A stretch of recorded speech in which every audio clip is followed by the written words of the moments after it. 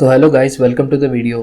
तो आज हम बात करेंगे क्लिनिकल रिसर्च कोऑर्डिनेटर की। तो क्या क्या इस जॉब पोजीशन के इंटरव्यू क्वेश्चंस होते हैं, क्या क्या जॉब रोल होते हैं और इसकी सैलरी का कैप कैसे होता है।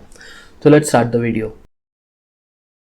तो चलिए देखते हैं क्लिनिकल रिसर्च कोऑर्डिनेटर क्या होता है। तो clinical research coordinator is a health care professional who is responsible for the conduct of clinical trial according to the GCP and under direct supervision of principal investigator।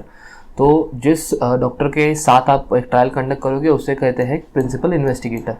तो CRC एक critical link होता है किसके बीच में, study sponsor के बीच में, जो pharmaceutical company study को स्पॉन्सर कर रही है, और प्रिंसिपल इन्वेस्टिगेटर के बीच में। तो सीआरसी इन दोनों को एक क्रिटिकल लिंक प्रोवाइड करता है। तो सीआरसी के मेजर रोल्स क्या होते हैं कि पेशेंट रिक्रूटमेंट, रैंडमाइजेशन और फॉलोअप में। तो these are the major areas where the CRC works. और सीआरसी डायरेक्टली रिस्पॉन्सिबल होता है ट्रायल के सारे एक्टिविटीज़ में, और मोस्ट इम्पॉर्टेंटली ट्रायल के डॉक्यूमेंटेशन पे। जहाँ आप काम करोगे उसे हम साइट कहते हैं। तो CRC is responsible for all trial activities and study documentation at the site. तो नेक्स्ट आता है सीआरसी बनने के लिए क्या क्या क्वालिफिकेशन चाहिए। तो आपका ग्रेजुएशन या पोस्ट ग्रेजुएशन लाइफ साइंसेस में आपको होना चाहिए। तो लाइफ साइंसेस में क्या क्या आएगा, obviously life sciences, biotechnology, pharmacy, nursing, medical sciences. तो इनमें से होगे तो आप क्वालिफाई कर सकते हो to work as a CRC. And it is mandatory that you have a diploma in clinical research. Clinical research में एक अच्छे रेप्यूटेड इंस्टीट्यूशन से आपके पास डिप्लोमा होना चाहिए, और वो डिप्लोमा के दौरान आपके पास जीसीपी का सर्टिफिकेशन और strong knowledge of good documentation practice. Because एक सीआरसी के लिए डॉक्यूमेंटेशन अच्छा होना बहुत इंपॉर्टेंट है। तो GCP certification and good documentation practice का होना ज़रूरी है।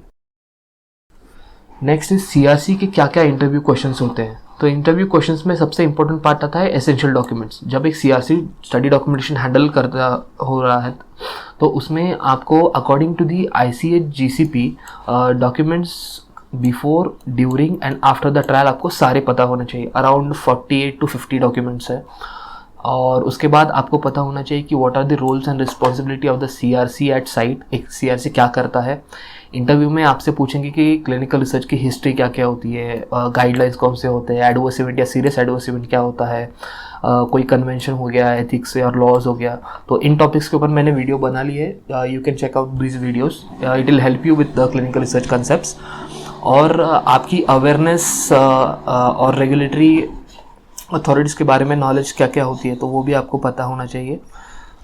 दो नेक्स्ट पार्ट आता है कि knowledge about the study indication. तो जिस पे आपकी ट्रायल चल रही है, फॉर एग्जांपल कैंसर है तो कैंसर के बारे में आपको थोड़ी बहुत नॉलेज होनी चाहिए। और जो जो ट्रायल में स्टेक होल्डर्स होते हैं जैसे कि स्पॉन्सर, सीआरओ, एथिक्स कमेटी या लेबॉर्ट्री, तो उनके बारे में आपको जानकारी थोड़ी बहुत होनी चाहिए। और मोस्ट इम्पॉर्टेंटली आपको स्टडी एक्टिविटीज़ के बारे में पता होना चाहिए, जाके साइट क्वालिफिकेशन विजिट क्या होता है, site initiation visit, conduct, close out, database lock या फिर स्टडी आर्काइवल क्या होता है। तो ये हो गए मेजर टॉपिक्स जिसके बारे में एक सीआरसी को पता होना चाहिए, और यही में से सीआरसी के इंटरव्यू क्वेश्चन आते हैं। इसके बाद से आपको कुछ भी नहीं आएगा। तो नेक्स्ट होता है कि सीआरसी को इसके अलावा क्या एडिशनल स्किल्स होने चाहिए। तो सीआरसी का गुड कम्युनिकेशन होना चाहिए, क्योंकि उसको पेशेंट के साथ इंटरेक्ट करना पड़ता है। गुड डॉक्यूमेंटेशन स्किल्स होनी चाहिए, और ये बोथ ओरल और रिटन होना चाहिए। मल्टीपल लैंग्वेजेस या फिर मल्टीपल लैंग्वेजेस का रिटन पेपर वर्क जो आपको करना होगा इन्फॉर्म कंसेंट में, तो वो होना चाहिए। सीआरसी को सारा साइट मैनेज करना पड़ता है, और पेशेंट से रिक्रूटमेंट के लिए और कॉन्टैक्ट्स बनाए रखने पड़ते हैं। तो उसके लिए साइट मैनेजमेंट आना चाहिए और नेटवर्किंग स्किल्स होनी चाहिए। नेक्स्ट इज़ कि पेशेंट मैनेजमेंट सीआरसी का बहुत इंपॉर्टेंट है। जितना आप अच्छा पेशेंट मैनेज करोगे तो उतना आपका एडरेंस बढ़ेगा ट्रायल के, और डिविजन्स कम होंगे, और मल्टीटास्किंग होती है क्योंकि बहुत सारी रिस्पॉन्सिबिलिटी होती है। So at one time you have to look at multiple activities. Next is कि आपको कोऑर्डिनेशन रोल बहुत एक्सेलेंट होना चाहिए। जैसे कि आप एक क्लिनिकल रिसर्च कोऑर्डिनेटर हो तो you have to coordinate with multiple stakeholders involve in the trial, वो कि आपके पीआई होते हैं, स्पॉन्सर, एथिक्स कमेटी, तो वो स्किल्स होनी चाहिए। नेक्स्ट इज़ थी अभी सैलरी क्या होती है एक सीआरसी की। तो अगर आप एक फ्रेशर सीआरसी स्टार्ट करते हो तो आपकी सैलरी होती है 12 to 20,000 at a good institution. Next is अगर आप सीआरसी हो और आप अगर सीटी और सीआरए बनते हो तो आपकी सैलरी बन जाती है 20 to 25,000। आपके अगर एक CRC 1 year एक्सपीरियंस भी हो जाता है in clinical research. So that's is very good that you get a salary of around 20 to 25,000.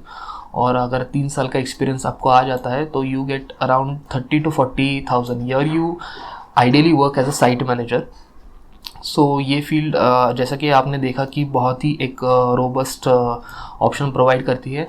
और जब आप सीनियर CRC बन जाते हो जाकि 5 years, तो ऑलमोस्ट साइट मैनेजर जैसी पोजीशन हो जाती है. तो there you might as well earn around 40 to 55,000, so which is a very decent amount. And mind you that जो ये मैंने नंबर्स बताया है that is based on the personal discussion जो मेरे इंडस्ट्री के प्रोफेशनल्स और एक्सपर्ट्स के साथ हुए हैं, तो उसके बेसिस पर मैंने आपको ये बताया. तो आई होप आपको CRC क्या है, इंटरव्यू में क्या क्या मेजर एरियाज होते हैं क्वेश्चन, उसके बारे में पता चला होगा और आपको एक आइडिया आया होगा कि CRC का कॉम्पनसेशन क्या होता है, इंटरव्यूज़ कैसा होता है और जॉब रोल्स क्या क्या होती है. So if you like this video make sure that you subscribe the channel and share it with your friends so that they can even be helped. And thank you for watching the video.